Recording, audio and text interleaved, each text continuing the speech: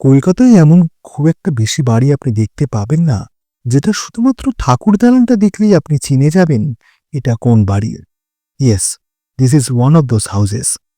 বাগবাজারে যারা থাকেন তারা তো নিশ্চয়ই চিনতে পেরে গেছেন। হ্যাঁ, এটা হলো বসুবাটি, নন্দলাল বসু এবং পশুপতি বসুর বাড়ি। তবে অনেকেই এটা গুলিয়ে ফেলেন যে নন্দলাল বসু মানে artist Nandalal Basu, but that's not correct. বলে রাখা ভালো, বসুদের অর্থাৎ নন্দলাল বসু এবং পশুপতি বসুর বিশাল জমিদারি ছিল গয়াতে, যার ফলস্বরূপ এই বাড়ি।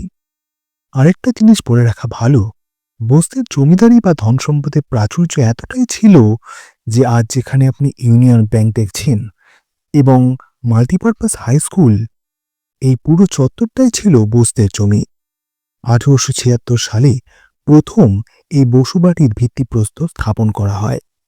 আর এই বাড়ির আর্কিটেক্ট ছিলেন first Bengali civil engineer mister Nilmoni মিত্র।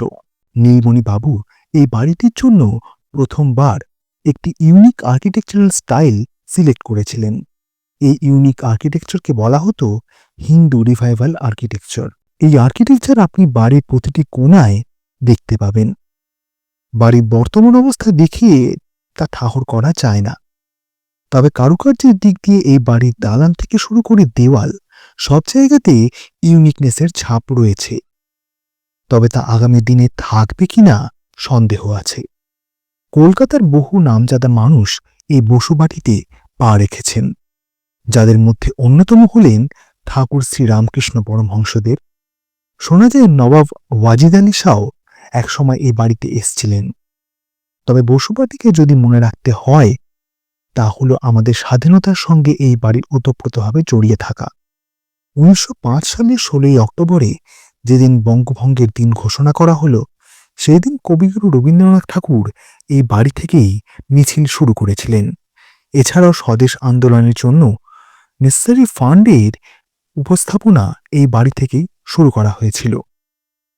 এই গুণসম্পন্ন বসু বাড়ির আজ এই হাল কেন জানেন? শোনা যায় এটিকে যাতে ঠিকমতো প্রিজার্ভ করা হয়, সেই জন্য এটিকে একটি হেরিটেজ হোটেল হিসেবে রেডি করার কথা বা প্রস্তাব উঠেছিল। বাট সেই প্রপোজাল আজ বেশ পাও চলে।